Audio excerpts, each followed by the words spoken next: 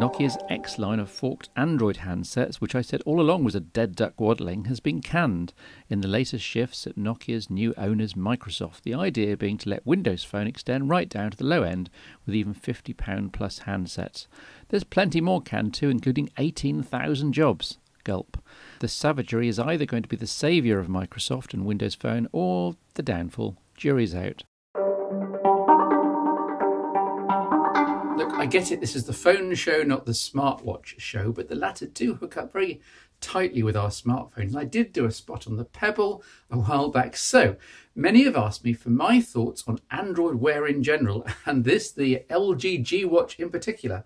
As it happens, I have some particularly strong opinions, though they may not be what you're quite expecting. I'll take the watch off so I can actually wave it about on camera. In short, Android Wear is a glimpse of the future.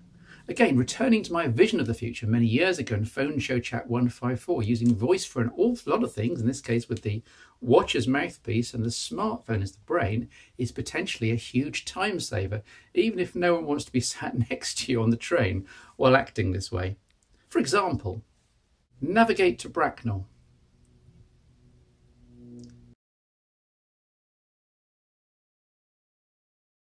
What's the price of a Bitcoin? Email Ted, I'll be 30 minutes late for Phone Show Chat.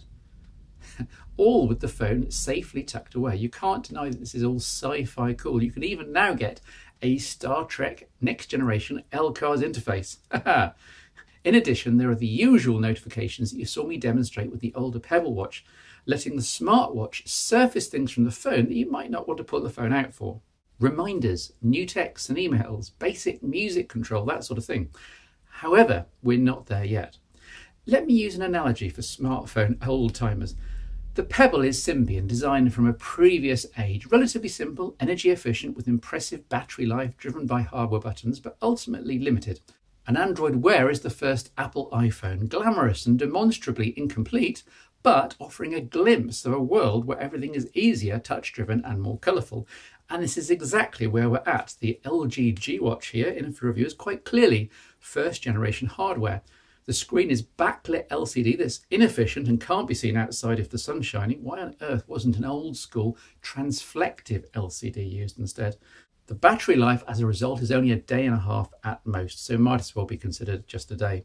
And the integration of Android Wear and Android on the phone is often troublesome. Occasional refusals to connect, demanding I reinstall the Android Wear app for the umpteenth time. The inconsistent acceptance of some Google Now instructions depending on your phone's network connection. Music and podcast control that only works when Android's own playback controls are on the phone's lock screen. The potential confusion between what's running on the watch, what's running on the phone, and what needs processing on both. I could go on, but that would be unfair. Android Wear here is unashamedly in beta, and so by definition must the G Watch also be.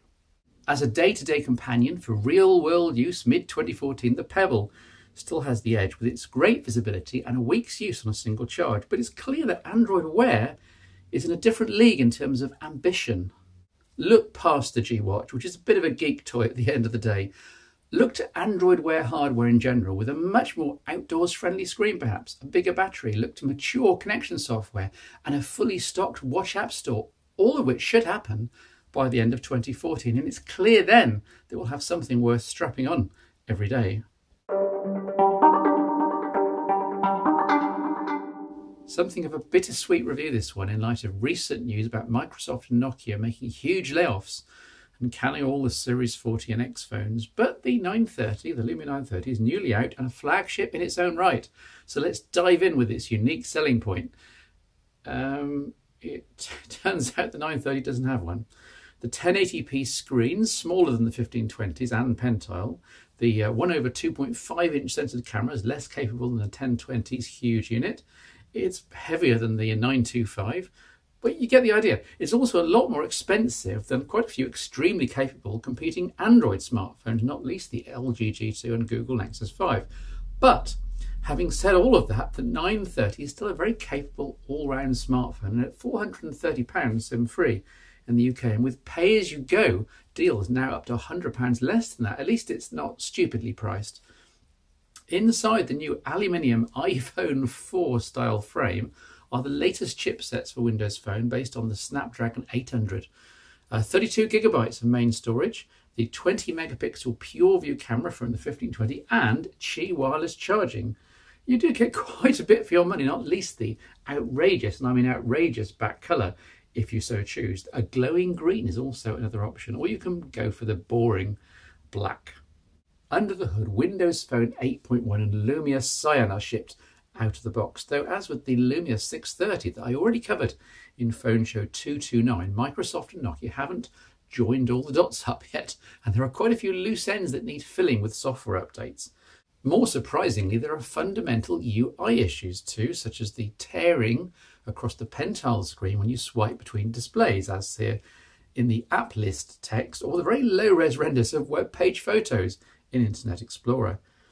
This is perhaps the fundamental issue, or should I say challenge, of using and working with Windows Phone.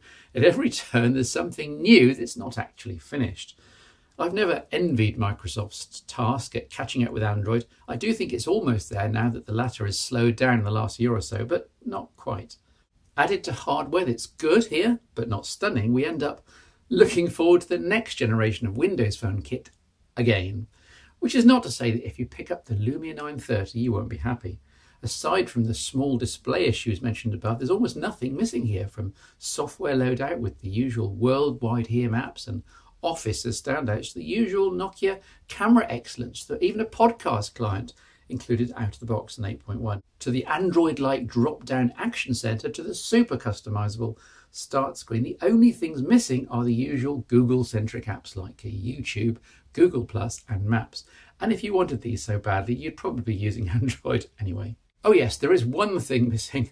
In order to get a 1080p 5-inch AMOLED screen, Nokia had to accept that no manufacturer made such a thing with, quote, display memory, the little bit of electronic trickery which lets their 4.5-inch 768p screens display an always-on time, date and various icons. So there's no Nokia glance here when the screen's off, which is a bit of a shame. Look, the Lumia 930 is a great smartphone, perfectly sized, immaculately constructed with super clarity outdoors thanks to clear black display polarizers, the camera, the speaker, the weight distribution, plenty of internal storage, though no microSD, wireless charging and a free Qi charging plate in many retail boxes.